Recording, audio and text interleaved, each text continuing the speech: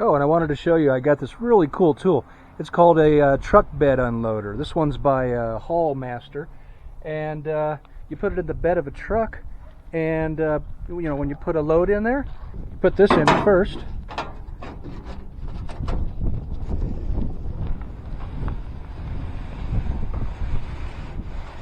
Put your load in there, and then you crank it out with this crank. Once you've got your load on there, you got your sheet in place, and you just crank it off.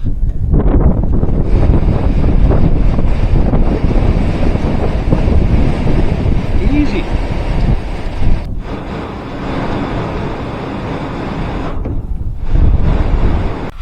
And look at that, it just comes right out. That's nice. It's a back saver. Get one. They're great.